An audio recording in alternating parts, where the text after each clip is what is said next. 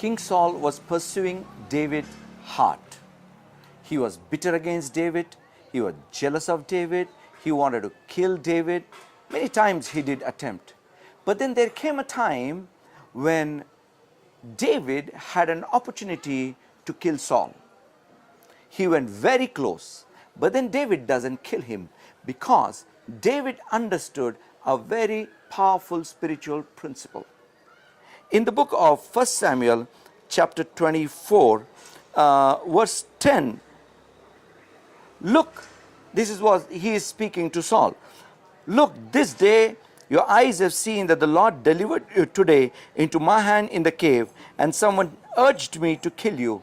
But my eyes spared you, and I said, I will not stretch out my hand against my Lord, for he is the Lord's anointed. You see, Saul was against David.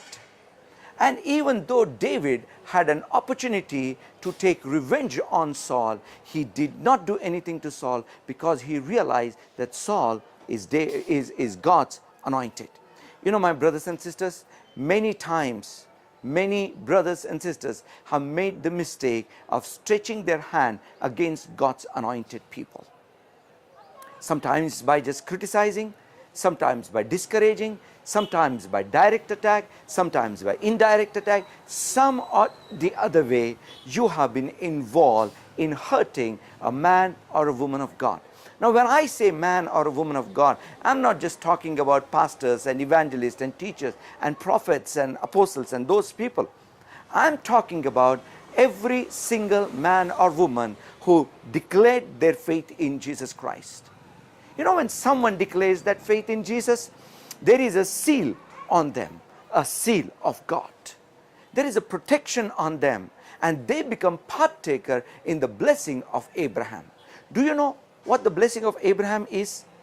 When God called Abraham out of his country and out of his family in the book of Genesis chapter 12, one of the words that he spoke, he said, whoever blesses you will be blessed, whoever curses you will be cursed.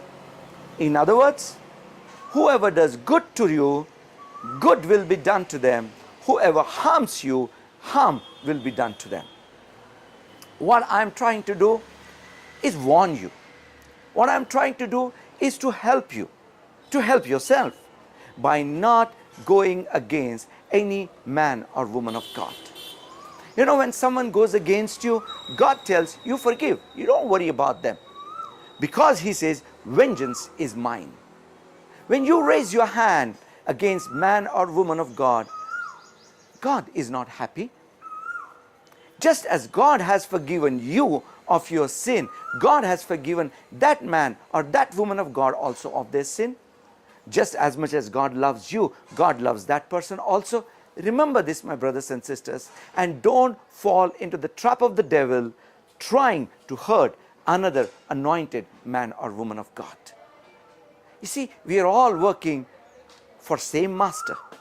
We are the children of same Father in heaven. We all are the part of the same kingdom.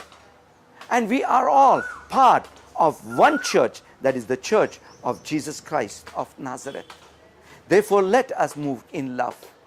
If there has been any hatred or bitterness against any man or woman of God, you need to turn away from that.